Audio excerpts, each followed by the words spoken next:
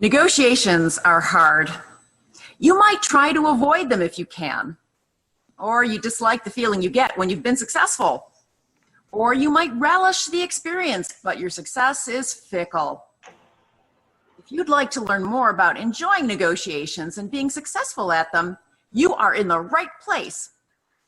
Our presenter is our Toastmasters International Director, Dr. Carol Prahinski. Today, she will share stories about her negotiation experiences, including some of her international encounters. As a business professor, she taught negotiations using role play to students at Michigan State University, where she won several teaching awards. She successfully parleys with her cat named Plato. She tried to negotiate with her husband, who prefers to avoid it. And she looks forward to sharing her knowledge with you. Presenting negotiation skills for the best outcome, International Director and Negotiations Expert, Carol Prahinski. Thank you. Thanks so much, Vicki, and to all of you in attendance today. This is not an easy topic, and there's so much to cover. I'm just going to touch a little piece of it, but recognize all of you right now, whether you believe it or not, are negotiation experts. Do you believe it? Some of you are going to say, nope, I don't believe it. But let me guide you to when you first started to be a negotiator. It wasn't yesterday. It was the day before. This is a form of negotiation when we see this young child crying. Or what about this one with the attitude? Or this one in the grocery aisle? How about this one, throwing items? And then as we get older, we still are negotiating with some of these childhood behaviors. Yeah, we've seen them in action, and we have our opinions about it. Sometimes they are successful with these behaviors, and sometimes they're not. And occasionally, they lose their job because of it. So how can we get better with negotiations? First, I do have a handout, and I don't know if you have received it. I'm thinking you have not yet received it, or maybe you have. Felicia? Sorry to catch you off guard. Did everybody get a copy of my handout? Okay, I definitely caught her off guard. Carol, I can post it. I can post it for you, Carol. Oh, that would be great, Savante. In the chat window, of course. Oh, thank you so much. All right, so feel free to take a look at my handout. For those of you who want to follow along and get some structure, by all means, go ahead and do so. But I want to take you through a framework first. And the framework allows us to understand where we are, where our preferred behavior is, and also where we can stretch. So let's go ahead and walk through to that. Now, the handout has two links that enable you to test yourself to see where do you naturally fall. So you're going to think about a particular negotiation scenario and say, this is my typical negotiation stance, and then answer the questions. So let's go ahead, and I'm going to go ahead through this framework to give you some guidance on the 4 types of negotiation styles, or bargaining styles as they're known. There's actually a 5th one, and I'll talk about that at the very end. The first one I'm going to start with is the avoiding box. And as Vicki mentioned, I have a husband who likes to hang out in this particular segment of the bargaining styles. And he would prefer not to bargain or negotiate. He says, whatever you want. As a spouse, I love that. But as a partner, I sometimes need to have him balance me out. And so as a partner, I have to ask him to please give me his contribution to that conversation so that we can build and develop our relationship to be deeper and more fulfilling. So in the avoiding box, there are some strengths and weaknesses to it. I'm going to go through this fairly quickly, but recognize each of these boxes, I could be spending a full hour or more on the particular box. Now in the avoiding category, one of the strengths is I don't have to negotiate. So if I tend to use this avoidance technique, I don't have to negotiate, or I can postpone, and that makes me feel better. A weakness of it is people get frustrated with me if I tend to be hanging out in this box, and they get frustrated because they want me to fulfill the obligation of even having a conversation. The second style is the accommodating box. I don't know where my little circle went. Let me go find it. There it is. The accommodating box. And in this box, we are very high on our cooperation stance, but we still are not that assertive. And a person who's accommodating says, yes, yes, yes. And we love these people in our lives because they are so easygoing. And it just gives us joy to work with them because they always say yes. And I have a friend who gets known for her helium arm because she always raises her hand to do something, and we appreciate her offer to help us out. However, a big weakness of this box is that we might be perceived as a person who's a pushover. So in a negotiation, if I'm always saying yes, and I'm thinking later on, I might get them to listen to me better because I've been nice on this round, but I want to get my needs met on the next round, on a different aspect of the negotiations, I might not get it because they're perceiving me to be a pushover. So there's a bit of caution here on the yes, yes, yes, is that we need to be balanced in how we come across to make sure that they know that we still have steel inside of us, that we want to get our needs met as well. The next box is called, oops, where is it going? Little circle, come on, little circle. We should be popping up into the collaborating box. I'm not sure where that little circle is. There it is. And the collaborating box is what we know as a win-win negotiation. This win-win negotiation is something that has been touted quite a bit in our media. And when we get into a negotiation, a lot of people will say, I want this to be a win-win. We're both going to win with this negotiation. With MBA students, however, and since I'm on a college campus, I tend to see this, is they tend to say win-win when they really mean win-lose. They might think that both parties are winning, but sometimes it's really not. So I'm going to be cautious here and to say the true collaboration requires a lot of time involvement to really listen to what the other party needs and wants so that we can get our needs met as well. I've got a little story on this, is that we have two sisters and the mother gives them one orange. How do we collaborate? Well, we could just simply say divide the orange in half and both people get half an orange, but both sisters were dissatisfied with that. And so they had a conversation that allowed them to understand each other's perspective. And with that conversation, one sister realized that she wanted the orange peel.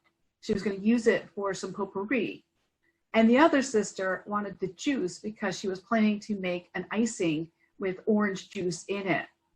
So these are things that if we have the conversation, we will both end up in a happier place by having that conversation. It does take more time though, so be aware of that. And then the last box is the competitive box. And this is that win-lose scenario that we were talking about. And this is also the box that most people tend to think negotiations is in this box. All of these are negotiation, and it's simply meaning that we are trying to have a conversation to get needs met. My needs, maybe it's my organization's needs, but we're trying to get our needs met.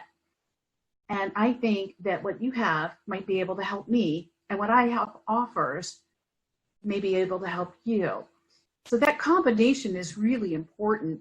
And in the win-lose box, where a lot of us tend to think negotiations is operating, we don't like it. It's not nice. It's certainly not Toastmasters respect, integrity, service, and excellence.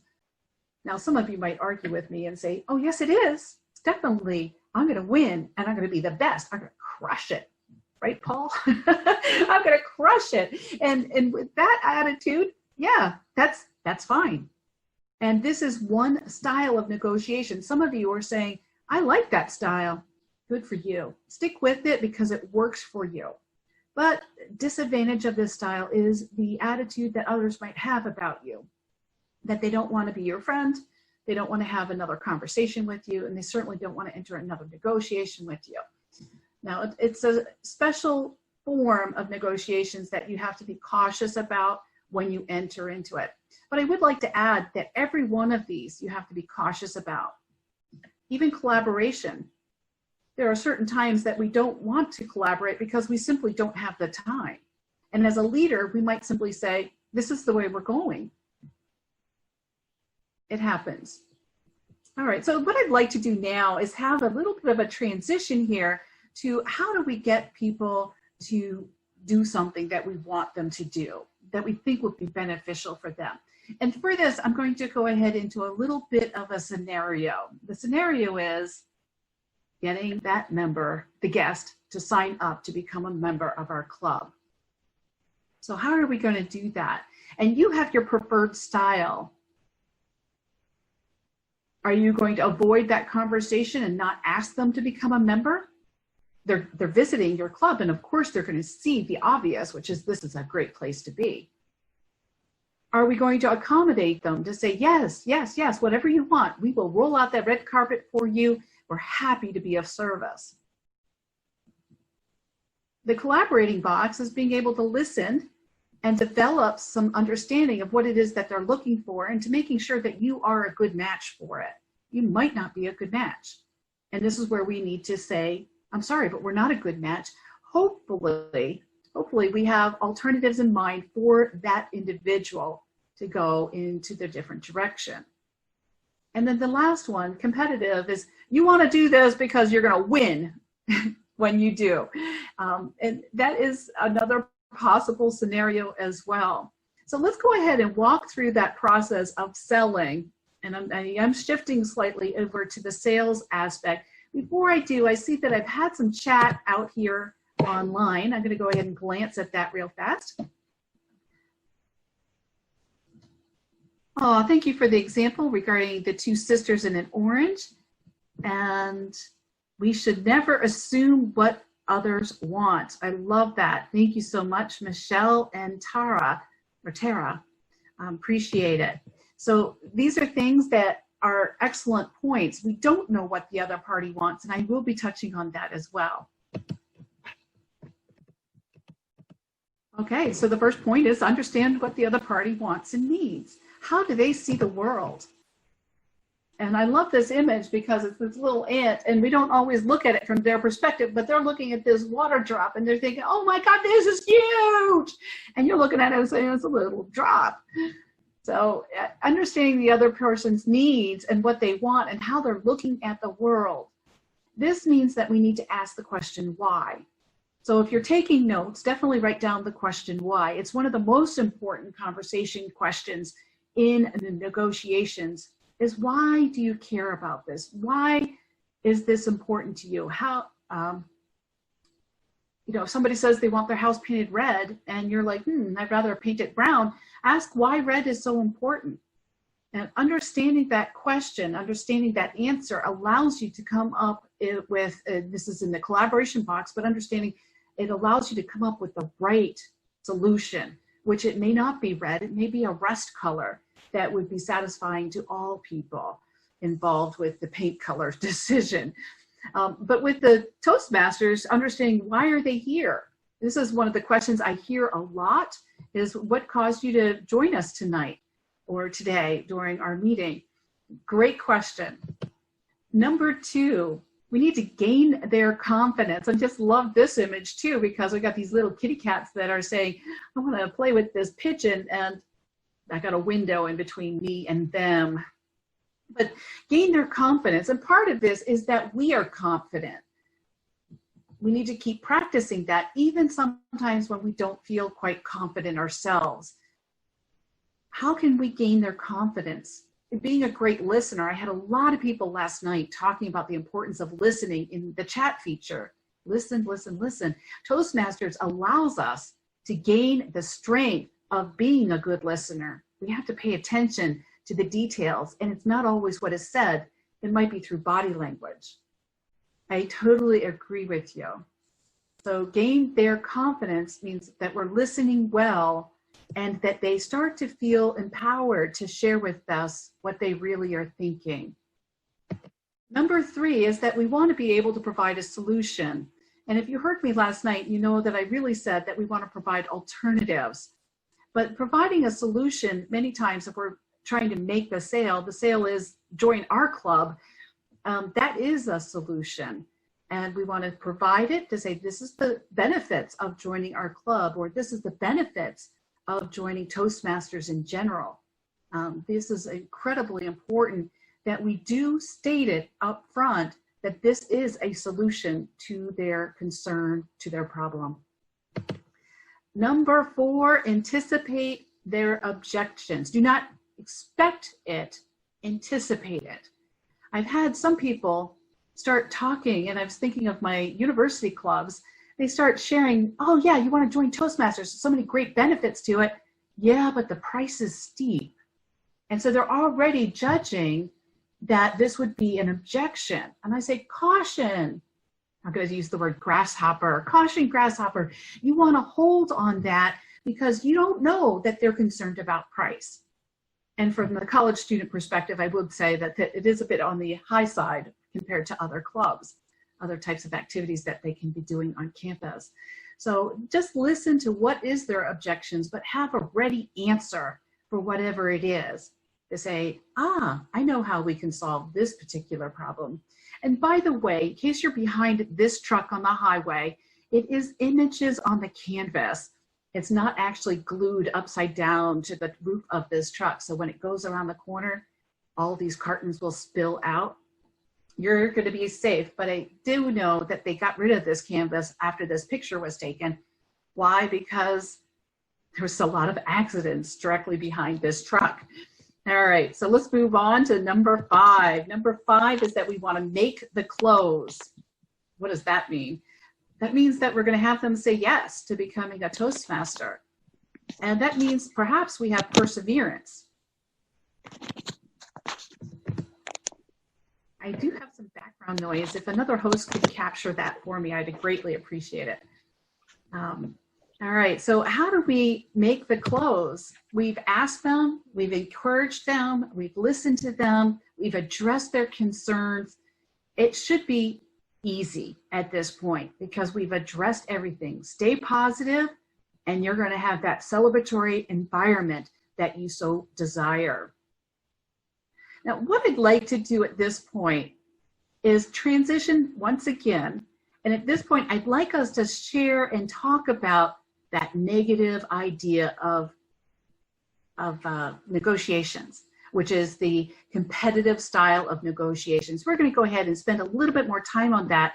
And I'm specifically going to talk about some of the tactics that are used to get you to say yes, that they might be used against you, or when you learn about them, they lose their power.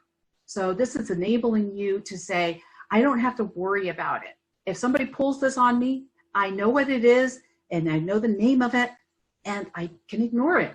It doesn't have relevance to me. But once you are able to label it, it actually helps tremendously in establishing your power in the negotiations. So before I do that, I want to again pop out to chat and just double check. Let's see, where's my chat? There it is. Double check what comments are and if there's any additional questions. So let me go ahead and put there. See. So we have the access to my handout is now available. Thank you so much for putting that out there, Savanti and Alicia. And that's it, I guess. That's all I have on chat. So let's go ahead and transition. And we're specifically going to do a deep dive into this competitive side of negotiations. Let's go ahead and do that.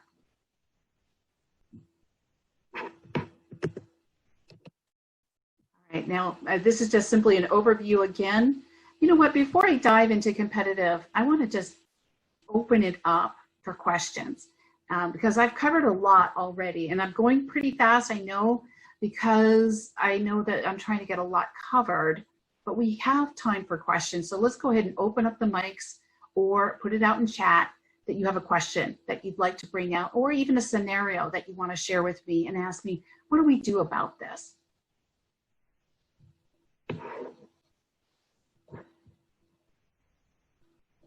Anybody?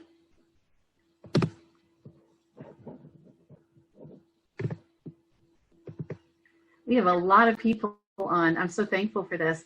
Go ahead, Gail. I'd love to hear from you. Unmute yourself. Yes. We had at the Aerospace Toastmasters Club that I'm president of. Okay, I'll do my video. At the Aerospace Toastmasters Club, the meeting before this past meeting, about a week and a half ago, on Thursday, we had these guests, and I thought they were real interested in joining. And then when I got back to them with the information about,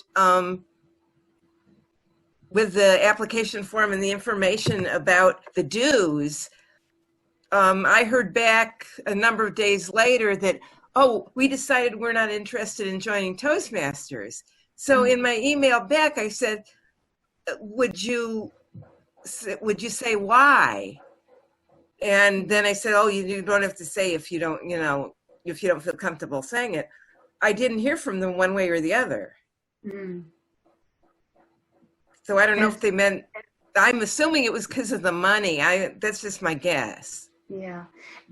I express caution into jumping. You simply don't know. And just say, well, that was their choice. They learned a bit about us. They got to visit a meeting. And for whatever the reason, it could be that they're shy. It could be that their time isn't working for them. It could be tons of different reasons why. It could be that they're terrified of speaking publicly. All of these things are viable, but until then, I would just say, just hold off. You never know. They may come back. When the timing is right, they may come back because they had a great experience, even though they were scared or whatever the reason is. So just be cautious there. And I wish you luck, Gail. Keep up the good work. Thank you. Okay. Now, I did see a question from Preeti, and I loved your question because it's asking about how much time should we be investing in the actual negotiations. Now, I want to remind you that some of these negotiations are very, very short. So if I'm with a child in the grocery aisle and they're throwing their tantrum, it could be really, really fast. Do we want it to be fast? Do we want it to get it done with so we can move on because negotiations make us uncomfortable? My suggestion is keep practicing. The more we practice, the more we're going to get comfortable with it. So just keep practicing. I'm not on center screen. I'm not sure why that is. If I could have some help with that. Thank you. So just keep practicing and get more comfortable. Now, specifically regarding times, when I've done exercises with people, and I've done a lot of them over the years, I found that some people like to cut it short. They're like, oh, 2 rounds is good, and then we're done. They had planned on 3 rounds, and they set themselves up for 3 rounds, but when they hit the 2nd round, they said, you know what, let's just throw the baby in with the bathwater, and let's make a decision now. They lost leverage. So both teams actually lost leverage. They ended up coming to an agreement that made them not as capable later. So they didn't win in terms of that win-win negotiation that we were just discussing. So my suggestion is take as much time as you need to get to the right decision. And sometimes it does require a bit more time. But if you make a plan for 3 rounds of the conversations, stick to your plan unless you truly get everything you want, and ideally the other party is getting everything that they want. Okay, good. Thank you for your question, Preeti. All right, perhaps, let's see, I've got a couple other questions. Do the negotiation skills that lead to a closing sales trend towards one of the 4 quadrants? Is there any evidence of, okay, thank you. Craig is asking about these 4 quadrants of the matrix that we just said. Approximately 17% of the population reside in the competitive box. Well, that's interesting. That means there's 17% of us that are here online, 17 people, maybe 18 people that are competitive in style. Now, in a negotiations, what works is all of them. And this is where I suggest that you just practice. If I'm uncomfortable with a particular style, I should be practicing more of it. And so for me, I happen to feel rather uncomfortable with the avoiding or the accommodating box. And so when I get into those boxes, whether I'm pushed there or because the other party expects it of me to be pushed there, or I am there, I just don't feel comfortable. I feel like I have to respond. And I'm learning through experience and practice that I don't have to respond. And it's times that I shouldn't respond. I should just hang out in that box of low assertiveness, and I'm still okay. So picking and choosing how I should respond is only gained through experience. And this is where we want to practice regularly so that we do gain more experience. Okay, and Larry's asking a follow-up question. If I don't hear from the guest, this is adding on top of Gail's question as to why, do you push for an answer? And I would say no. This is supposed to be a fun environment. Larry, as much as you might want to know that answer, just let it go. All right, and that would be my suggestion, particularly for Toastmasters. Now, if I'm in sales, I still don't want to be too aggressive in getting that answer. What we do nowadays a lot of times is we send surveys that gives them options and allows them the flexibility of not answering that survey. We still may not learn what they are wanting or why they're not saying yes to us.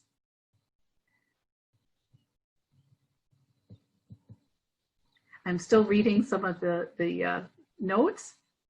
Anticipating obstacles and constraints is a very important one. Thank you, Shravante. And offer alternatives. People do like options, and that is one of the things that can help us achieve that win on the sales of, let's say, selling our membership. So what I'm going to do now is I'm going to go ahead and pop back in. Thank you so much for your questions. Feel free to post more questions if you have them. But I'm going to go ahead and pop back in here, and we're going to finish this up. And then if we have more questions, we can come back to that. I will have time at the end for more questions. Thank you. All right, so let's go ahead and take a look at what's called tactics. We're specifically focused in on the competitive style. And so if somebody's pulling this on you, how do you respond? And on my handout, I have a whole list of them. I'm not going to go through all of them, but I will share a little story about the ones that I am going to discuss today. All right, so what exactly is a tactic? It's an action or a strategy carefully planned to achieve a specific end. So we're thinking in advance, how do I want to win? How do I want to get them to say yes to becoming a member or to whatever it is that you're trying to sell? And as we look at this, we're saying, how am I going to do that? What is the different strategies that I could do that? We covered some styles tonight, but for today, but strategies are a little bit different, and we have to plan in advance. Well, if they say this, how am I going to respond? I can respond with this. And if they say that, then I'm going to respond with this other thing. And so we're thinking about this, and some of it's a bit of a contingency analysis to come up with alternatives that we can select based on how they respond to something we said earlier. But let's start with some of the tactics. And for those of you who like chess, you might be over here in this competitive box. Naturally, you're good at it. You're thinking 4 steps ahead. And this means that you're probably very good at this negotiation set of tactics. Now, the first one I'm going to share with you is a high ball. And this is shared to me by some of my students at the university. There was 2 roommates that decided to go shopping, and they happened to be visiting Shanghai and the street market of Shanghai. And so one of them said, I want to get those nice sneakers that our other roommate got, and I'm going to go look for them. And the second friend said, I'm going to do the same. They went in different directions, and each of them found the shoes during the day. One of them decides that he's going to talk down the price. So the initial price was, I'm going to say $30 in US dollars as opposed to UN. The seller says 25. The buyer says 20. They finally agree to 20. In the other scenario, the other roommate says, I want to buy those sneakers. The seller said 30. He says, no, too high. 27. No. And he starts to walk away. 20, I'll sell it to you for 20. Well, it's still a bit high. 15. Don't make me go home and not sell this pair. 15. Okay, I'll take it for 15. And so it was through this process of being able to walk away. And we heard that earlier today. That was, Alicia mentioned it earlier. Being able to walk away is one of the most powerful techniques that you have. But highball is when the price is high initially, and these price of sneakers were actually worth a lot less, but high price, and then we can negotiate down really low. And the person thinks, wow, I got a good deal. I got $20 for this pair. And the other roommate saying, haha, I got 15 for the same pair. And so this is where we say, I didn't get as good a price as I thought I did. Well, that's what happens when we start with a highball, is the person who's negotiating thinks that the price is worth a lot more, and they're trying to figure out, is it really worth more? I don't know, but I think I got a good deal. The next one is called lowball, and I'm using a cell phone as an example. Why? Because this is how a lot of our cell phone companies try to negotiate with us. They start real low. Have you ever noticed this? They start with a really great price. It could be our internet service provider as well. This is a great deal. You want to sign up for it, get a 6-month contract. And then what happens after that 6 months? The price goes up and we are stuck holding that contract. We have to hold on to it longer and longer. And we are paying perhaps a higher total cost than we would have been if we had not accepted this lowball offer. Another area to be cautious about. The next story is one of my own stories. I had a problem with the overhead projector in my classroom. And so I called maintenance and had them come up to fix it. And now what I did next was the maintenance person walked into the room and I said, I'm having problems with this projector. It needs to be fixed right away. And he says, no problem. And then as he finished fixing it, I said, I'm also having problems with the clock. Now this is called the nibble, and this is where we're trying to nibble to get a little bit extra, a little bit more, and then a little bit more. And so the sale has already happened. That was fixing the projector. And I put in the nibble saying, after class, or sometime this evening or tomorrow, can you fix our clock and get it appropriately timed? And he said, yes, I'd be happy to do that. He walked out of the classroom and I turned to my students and I said, that's called the nibble, and it's a great negotiation tactic. All right, and the next one is an experience. We talked about going international. Here's another international experience. It's called the flinch. And no, I'm not about to slap you with the belt. Some of you might be thinking back to our childhood. Yeah, sometimes. No, I happened to be I lived in Ecuador for a summer with a family. I was an exchange student. And while I was there, I had the experience of walking into a shop in downtown Quito. Now, the previous weekend, I had been up in Otavalo, which is a city up in the mountains that has great leather products. And I had purchased some nice shoes, some cowboy boots, and some other leather products. Well, I walk into the shop and I see this belt and it's perfect. It matches those shoes. I was so excited. And I said to the sales lady, how much for the belt? And she says, $1. What? That was my response. She said, 50 cents. Are you laughing? Yeah. Why? Because I thought $1 was so low, and she thought I was saying it was so high. And this is where, again, it go back to being cautious. Don't jump to the conclusion of what you think the other party is thinking. Be careful with that, because you might not have any clue what they're thinking. I thought it was too high. She thought I meant that it was too low. And by the way, if you're asking for a job raise, this is another one that you can use. If the boss is saying no, you just say, what? Or if you are the boss, you can use this as well. What? It puts the other party on defense, that they feel that they have to defend themselves, and it can be quite powerful, especially for people that don't feel quite comfortable asking for whatever it is that they're asking. Be cautious, don't use it all the time. And I was surprised at how effective it was when I used it when I was 18. I don't use it very often, and sometimes it comes out And it always surprises me sometimes when it comes out. I don't intentionally mean it for it, but it's very powerful when it does come out. And this additional story here is a story about working with partners in a negotiation. You must plan in advance what you're going to do, what you're going to say. And I happen to love Tabriz rugs. I'm in love with them. And a lot of the rugs from the Mideast are just so beautiful.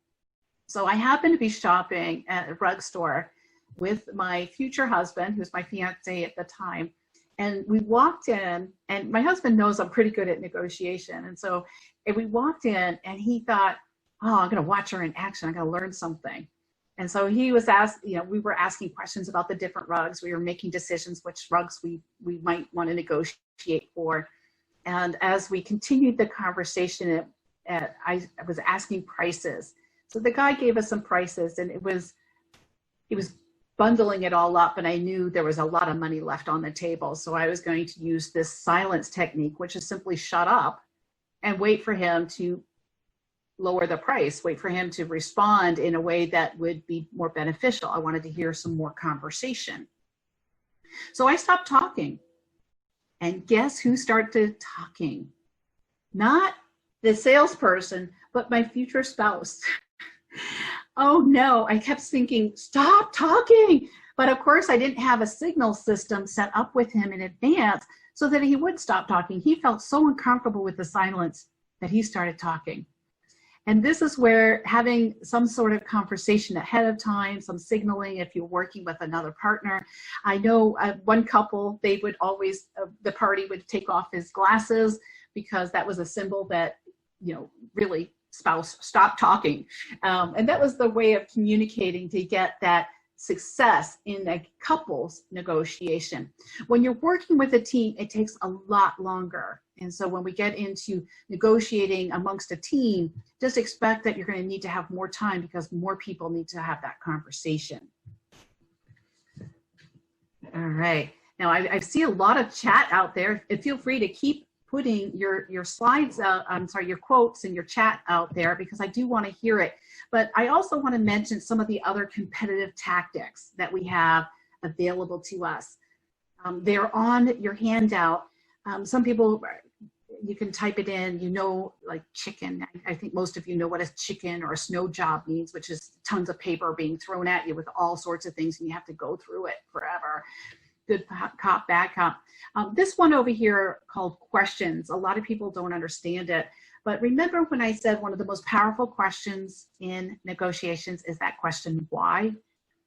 Ask that question, especially when things start getting tense, and you'll immediately see the mentorship take over. So if you ask the question, I don't understand why this is happening, or why do you mean that? Immediately the person steps in to now mentor you to explain why, and the pressure in the environment goes down. And the next one also works really good in a pressure situation. It's called trial balloons. And this is where we ask questions. So I might be negotiating with somebody who might not be the decision maker. I don't suggest it. Sometimes happens though. If I'm negotiating with a person who's not necessarily the decision maker, I might ask the question, trial balloon, which is, if I do this, would you or your boss do this? So if I give on this one aspect of the negotiation, such as color, would you and your boss give on this other area of the color, let's say of the dimensions, let's say. All right, so there's a little bit of give and take, and we're simply testing it out. Would they give us this? And that's a really beautiful conversation. Have you ever gone, the second bullet point, I'm gonna pop over there for a second, price increase. Have you ever gone somewhere and they say, if you don't buy today, the price goes up tomorrow? I always know that if they do that, the price, you could still negotiate it down to this current price, whatever that price is. Or you might even be able to get it lower, especially if I ask them to do work in a non-busy time. So when I was negotiating for wedding planners, wedding events, I knew that if I picked a non-busy time, such as in a pub on an afternoon, on Tuesday afternoon, that it's a long story. We ended up, I'm not going to take this tangent, am I? We ended up getting married in an Irish pub, and the mayor of our town married us. It was a long story, and it had to do with immigration. And for those of you dealing with immigration, I feel for you. But anyway, a number of people were saying, well, if you buy it now, you get a good price. And I knew immediately I could get a better price. If I picked the date and time, I'm going to get a much better price. So these are just some more tactics. And remember, all of these are competitive tactics operating in this one box of the bargaining styles. Now, what I'd like to do is open up the chat feature again. Oh, before I do that, I'm going to go ahead and push over here to some books that I recommend. Again, this information is on the handout that I have that you have posted on our chat feature. So these are 3 books that are highly recommended. I use the 3rd one in my classroom. I make my students buy that. And I love Lewicki and Ham, but it's a little bit expensive. So it is a fabulous book. And this one in the middle is really good for negotiating with relationship-oriented ones. Stakes are high. So if I'm negotiating with my spouse, I consider those stakes to be pretty high. And so I want to make sure that we both get what we need from that conversation. So all 3 of these books are great. Let me go ahead and pop over to questions in our chat line. And let me take a quick look at it. When someone gives me a now or never tactic, I never go for it. It's such a turnoff. I totally get with you, Kathy. It is a turnoff. But know that if you decide later that you do want to go with them, that you can go at that lower price. All right, and love the breakdown of these tactics, the flinch, the silent treatment. Oh, Alicia, you're always so sweet. And Dan, thanks for all your guidance with my timing. And you're welcome about visiting Shanghai today. Oh, you're welcome. Oh, that was a private text, sorry. Let's see, what else we have? Exercise caution when someone who has already made up his mind and how to change it. All right, if somebody's already made up their mind, you can still try to sell them. And I have known many people to change their mind. And you may have been one of those people, Rosetta, that has changed their mind after you listen to more information. So feel free to keep listening and keep trying to talk about the positives, but listen first to understand what it is that's causing them not to be in accordance, and then try to address their concern. Okay, I answered that question already. Let's see, paging back down, see if I have more questions. Oh, Trisha, you're funny. She's talking about being trapped in a rug factory. Yes, ma'am. There is a request if you could go back to your recommended book slide while you're answering questions. Yes, absolutely. Thank you so much for letting me know. And Sandra, thank you for asking. What is a boogie? All right, a boogie is when we lay something out in front of you. All right, so Louis and Michelle, if we lay it out and say, here's an option, and people respond saying, oh, I love it, I want to get it. I know immediately that that is a high sell. I'm going to sell it. But a boogie is when I lay something out there and they express a lot of interest, and then I say, oh, by the way, that means you have to pay $1,000 for it because it comes in this package. But they're all interested in it. That it's like enticing them to step into the room. Sounds like getting trapped in a Turkish rug factory. I'm just teasing. I really liked your example there. But to getting caught in because you're responding, saying, I like it, I'm interested. So that is one of the things that you're getting sucked in, so to speak. Is there any other reason about this instance for not buying something? Eventually it gets down. Oh, Gail, this is another very good example. Thank you for listing it. Is there any other reason about not buying this, not signing up for membership, not buying this item? And just keep asking that question, because you're going to keep uncovering what else is holding them back. Sometimes they don't feel comfortable telling you the real truth. And so what you want to do is step back and ask them until they get more comfortable with you. And that example is that we are gaining their confidence. You remember me talking about that earlier. And at this point, I have hit red, red, red. Thank you, Dan. And I'm going to go ahead and say we are wrapping it up for questions. But I do want to encourage you first to try negotiation, particularly in the boxes that you're not so comfortable. Practice it. You can even tell people, I'm going to start practicing some different style of negotiations. Or if it really scares you, I'm going to suggest driving somewhere and, well, once we get out of COVID-19 situation, but driving somewhere and practicing with a clerk at the convenience store in some other state. Feel free to practice, especially if you're not in your home. You'll never get caught with somebody saying, I remember when you did that to me. No, we don't want them to remember that. We were practicing. But we do need to practice. Another great place to practice is at the car dealership. I don't encourage just acting like you're going to buy when you're not going to. But if there is something that you're interested in buying, that's a great time to practice. And the other thing is, remember, you can always ask, can I get that at a lower price? And wait to see what they say, especially if we're looking at lower prices. I've got tons of stories on that, but we're not going to go down that path. But just ask and have that conversation. And it certainly opens up a world of opportunities that you didn't know was there. So I encourage you, and I am excited for your negotiation success.